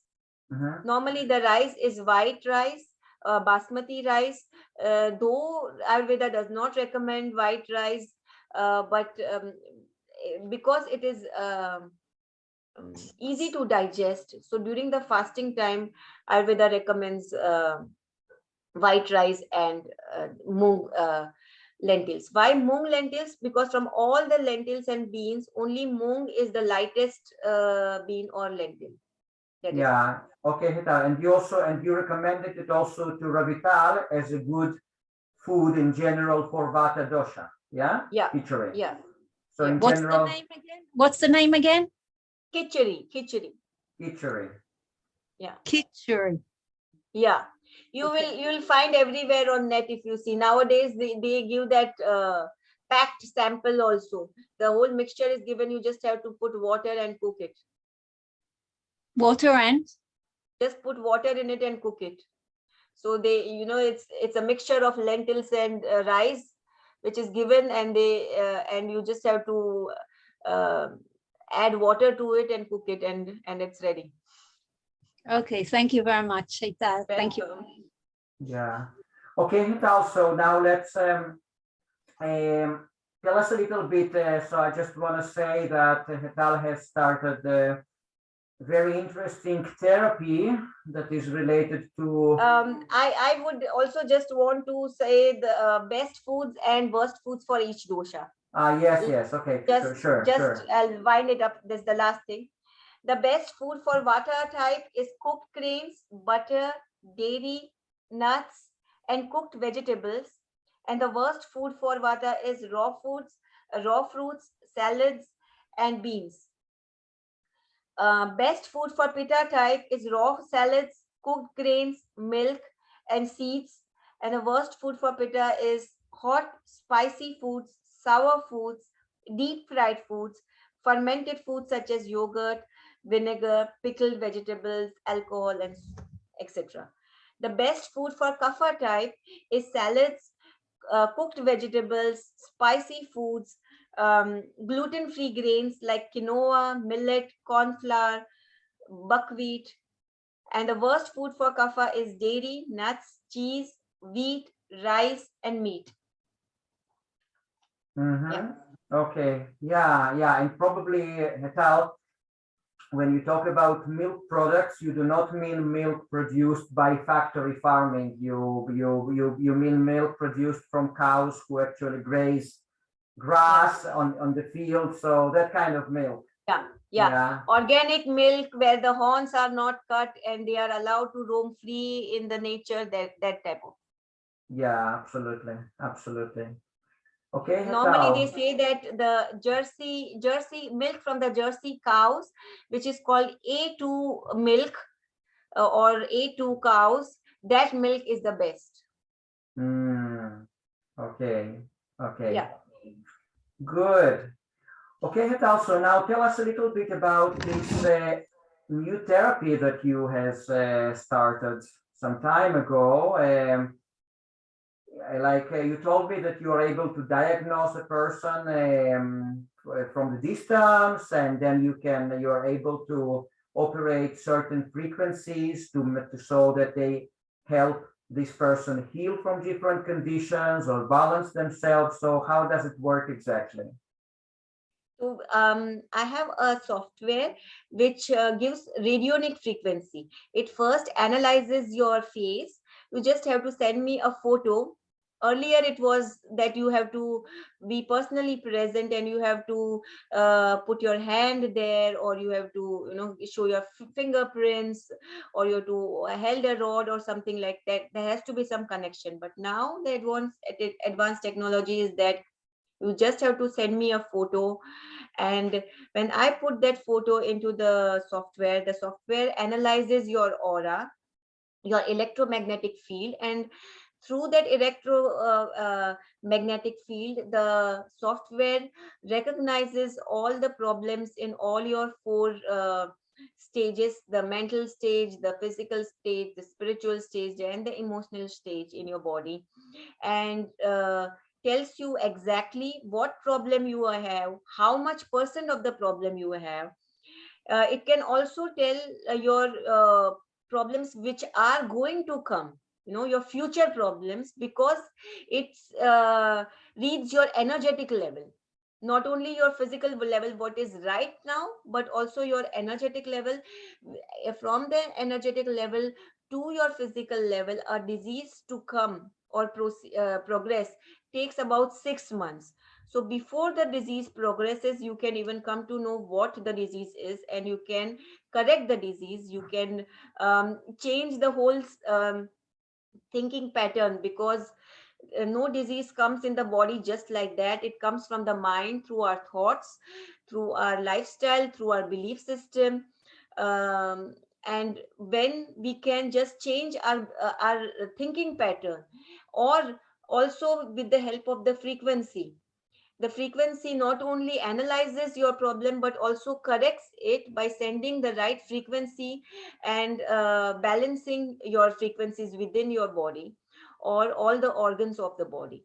It also breaks down all the blockages which are there and corrects and balances the body frequency.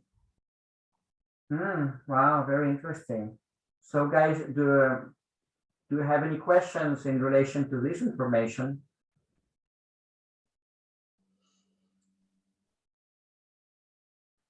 So could you, is it possible to demonstrate it somehow? Like, how exactly it works?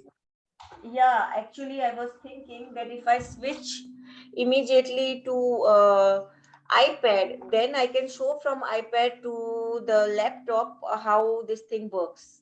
Yeah, there sure. are databases, and there are different databases, and you can choose now if you have any vitamin deficiency, if you have any mineral deficiency, if you have pain somewhere in the body, or if you have um, some problem in any part of your organs. you can just check that, and the computer or the software will tell you exactly where is the problem, how much is the problem, and with what kind of thinking you have created this problem in your body. Okay, okay. So how can we demonstrate it? I'm so curious how I it was works. thinking of going again to Zoom. Mm-hmm. Moment.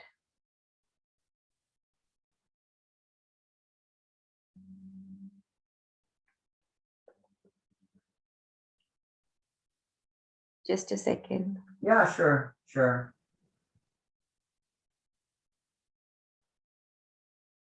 Can you just talk something so that I can just finish Yeah, this? yeah, sure, sure, sure. Yeah, okay. Now I am okay, guys. So it sounds really, really interesting. So let's see. So your idea is just to connect to us through the tablet, yeah? Yeah. Just give me 2 minutes. I'll come right back. Okay, no problem, guys. So meanwhile, we can have a discussion. So you can just unmute yourself and turn your cameras on. So we have here Kira Ivanova. Kira, where are you from?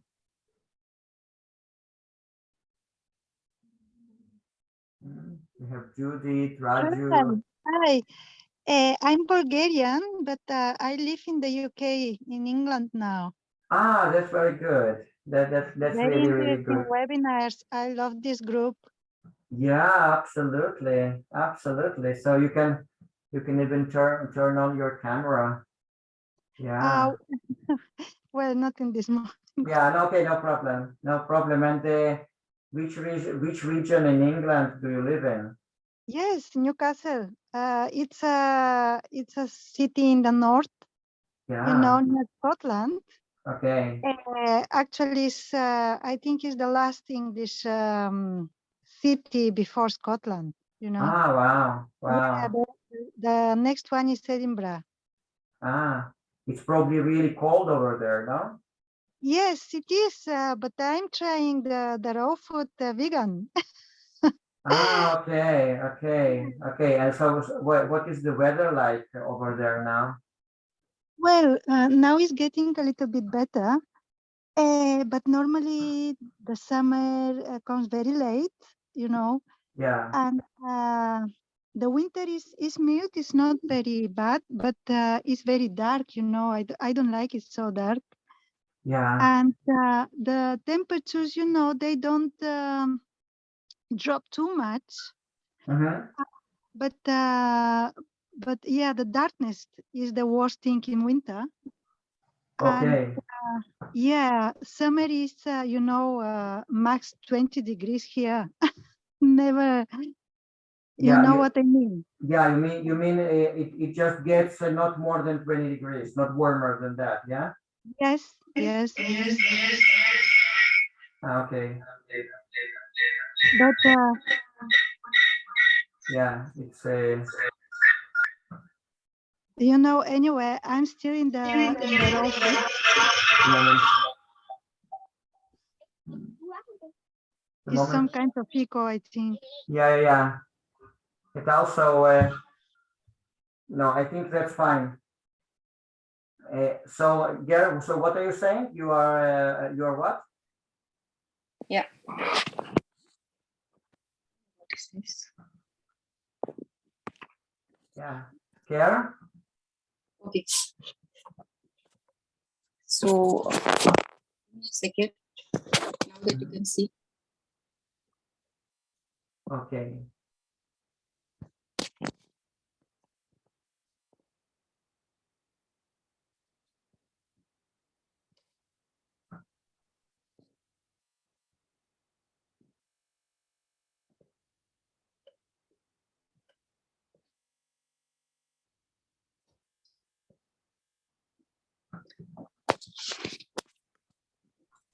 How do I change this? You know how do you need the permission to share your screen or something like that? I just need to Okay, what if I do like this? Can you see now? Yeah. So this is how exactly it looks. And at the right side, there are different data banks. You choose the data bank, and after that, I can just give you an example of it. Yeah. So for example, I choose my name, Hetal Shah, and then I choose some organs like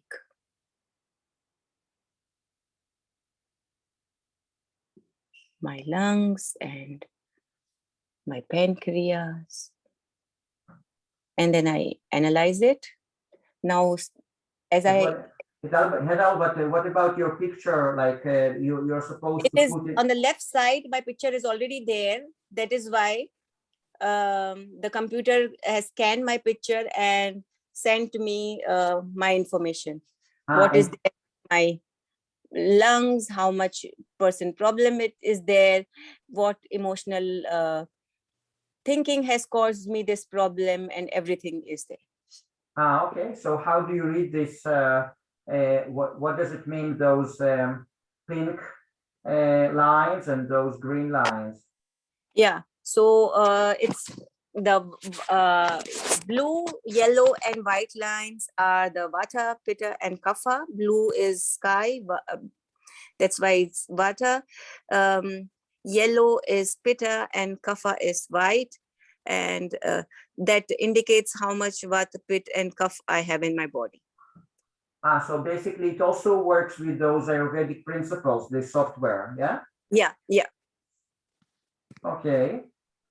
So then you can do it for each and every organ, for your vitamins, for affirmations, for corona, there are hundreds of things you can do if you want to reduce weight, if you have hormone problem, if you have chakra problem, if you want to balance your chakras, if you want to balance your meridians, if you want to clear your meridians, if you want to clear your blockages.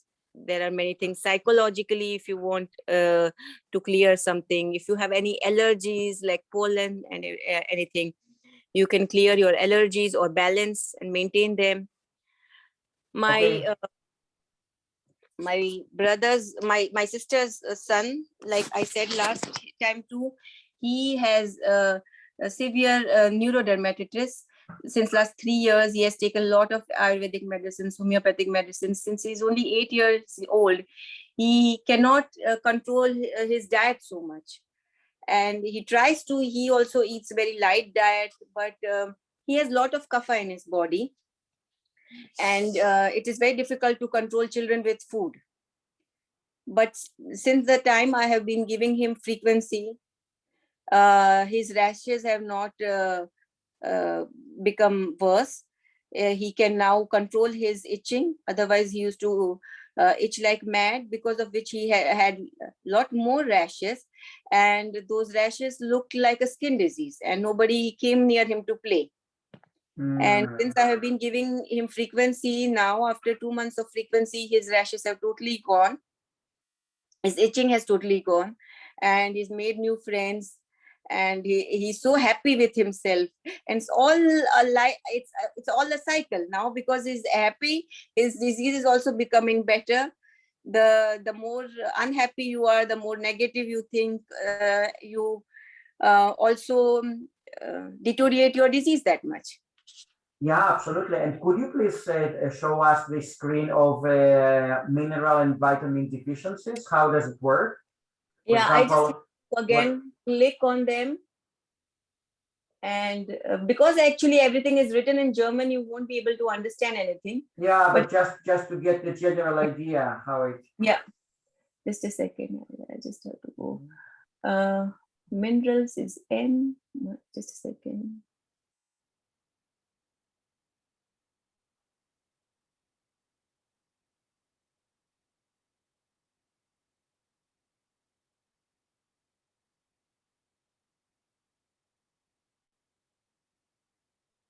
And vitamin C.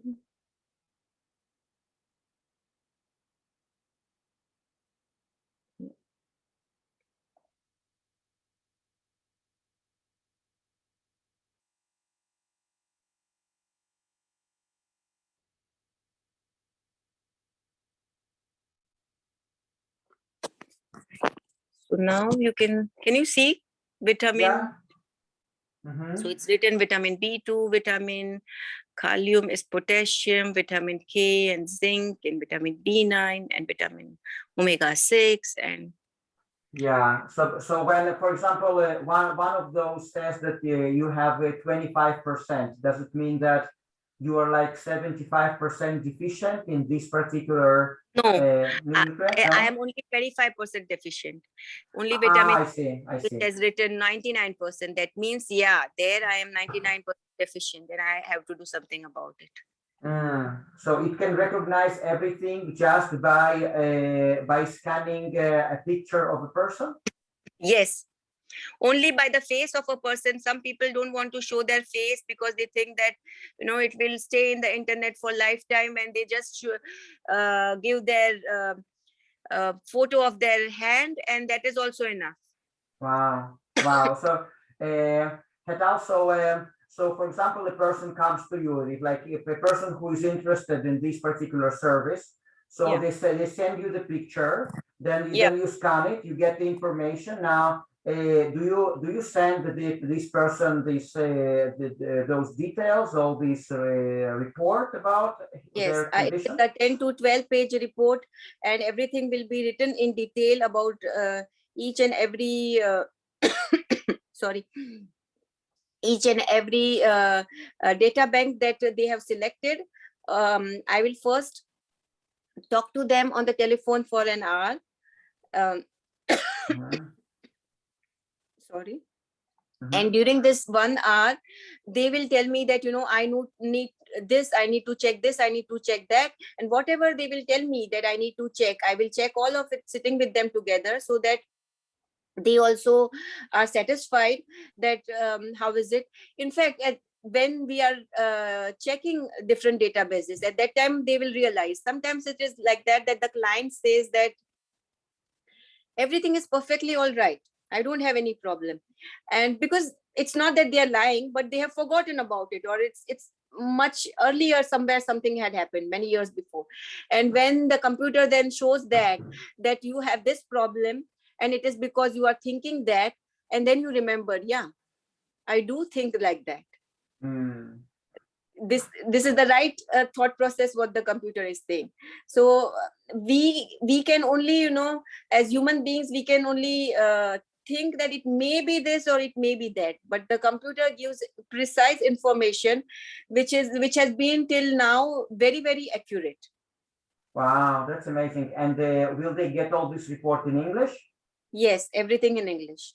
Okay, so then they can check their nutrient deficiencies. Can they also check their potential diseases that they might get in the future? Yes, they can not only in the future, in the past also, the diseases which have not been completely cured, that also they will come to know. Okay, and what about the perfect nutrition for this particular person? Can they also check what kind of foods would be suitable for them? Yeah, that is why my consultation is also important, because then I will consult them as a Ayurveda therapist also, and as a yoga therapist, that what type of foods they can eat, what type of foods they cannot eat, what is best for them. But see, food is good, but not food alone does not work for anything in life. It is a balance of food, positive thinking, of changing your lifestyle. And changing your lifestyle means that changing your thinking pattern. Right. And then that's why I will be giving consultation for 15 days every day, with follow-up, thinking how you can go within, how you can be more positive, how can you cultivate your energy. It's very important, because everything is about energy. The most important thing is, how do I protect my energy, how do I spend my energy, how do I save my energy, and how do I take pauses at the right time to again gather that energy. Yeah, so a person gets this diagnosis, and then you said that you are going to consult them for like every day for 16 days or something like that? Yeah, 15 days. While sending to them those frequencies that are supposed to balance those particular things out. Yeah. Frequency will be after the consultation. Immediately the frequency will be sent. It will be started from that moment itself till 15 days. And in these 15 days, I will be giving them personal consultations also, so that they can progress without, there are some things which can be done again and again, but I would like that in this 15 days, when they learn by themselves. So once these energy blockages are released and balanced and corrected, then they just have to change their thinking pattern so that they don't need to come to me again and again. Okay. Yeah, because I was thinking, first of all, those frequencies, like how exactly does it work? Because you are far away. So how exactly do they affect the person? Radio frequencies are exactly like our cell phone. And it's like you think of somebody, you just put a number in your contact and you dial that person, and immediately that person gets it. Okay. You immediately call that person. So the radio frequency works exactly in that way. It takes that frequencies from the universe, it puts that, and you get exactly the frequency. It was earlier also without radio frequencies also, distance Reiki and pranic healing and all.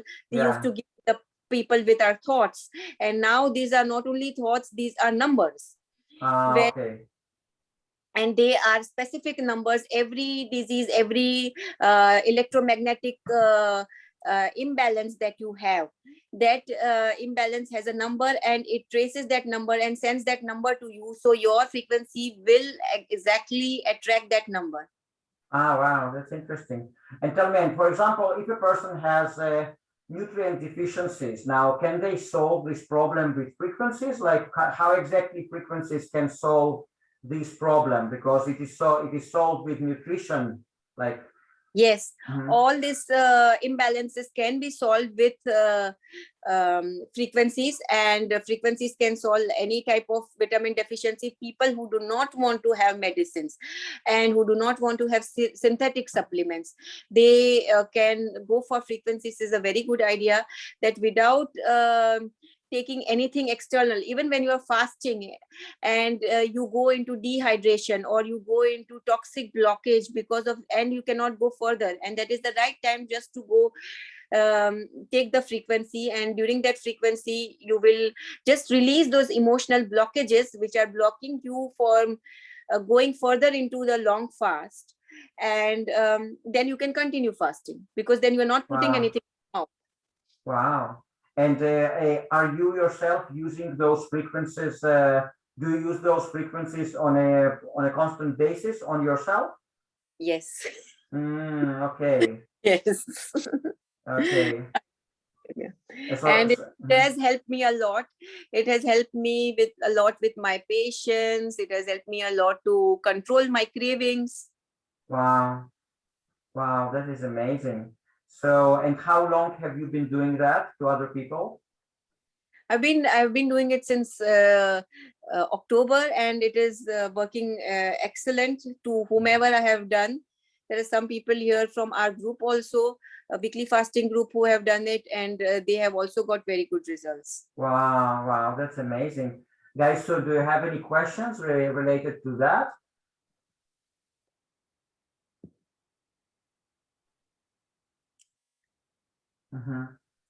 Okay, so we don't have any questions. Anyway, so I hope lots of people will see this video, and we will put your contact details below this video in case people are interested. It looks to me like a great service. Like a person can get pretty much whole information or very, very detailed information about themselves. Yeah, I feel it's very important. Like we go for MRIs and we go for CT scans once a year for a complete health checkup, but still we do not get a complete information. Even after doing that, we still have cancer and all those things. But if you do this frequency once in 6 months or once in 3 months, I think you might be able to avoid lots of diseases. Does it also affect the person on a psychological level? For example, if a person comes to you with depression or certain fears, phobias, and stuff like that, can it help them? Yes, totally. Because then we go to the spiritual level. I cure them with the chakras and the meridians and all, because every chakra has a lot of emotions attached to it. And Yeah. when balance the chakras, I also balance the emotions. Wow. Wow, that's amazing. Yeah. Yeah. Okay, Hetal, and now really towards the end of this wonderful webinar, just in addition to this particular service, could you please mention some other services that you provide so that maybe some people would be interested? Yeah, I am also a yoga teacher and a yoga therapist. I had my own yoga studio for 5 years, and I teach in schools and government schools too, and fitness studios, yoga classes. I am also pranayam expert, and I have been teaching pranayam since years, which I have learned from India from my Guruji. And I give personal pranayam classes. I am also Ayurveda therapist, and any information about food or your diet plan, from fasting to having normal food or any diseases, I can help you and guide you to get a balanced diet. I'm also an energy healer, and with radionic frequency, you can help to heal yourself and bring yourself in balance. Yeah. Wow, wonderful, wonderful. Okay, Hetal, so I think we are going to wrap up this particular webinar, and maybe we can talk about meeting in a few months so that you can guide us further about suitable foods, about suitable lifestyle changes related to other seasons. So that would be really great. I personally learned a lot. It gave me a lot of food for thought, this particular webinar, and I think that many people will benefit from that. Yeah, thank you. I just wanted to say, I just heard that somebody was telling that we always have warm temperatures in our country, and so if this is suitable or it's not suitable. But I also come originally from India, Yeah. and I also have seen only warm temperature till I was 25. Okay. and Okay. and it still applies the same rules, because it applies that when it is spring, this is the things that you should eat, and when it is winter, this is the things that you should eat. Yeah. So the same rules apply whether it is cold or very cold, or it's winter is winter everywhere in the world, the same. Okay. So thank you very much for this clarification. Okay, Hetal. So namaste. Thank you so much. Namaste. Thank you. Thank you, and thank you very much, guys. You were great audience. Bye. Bye. Bye.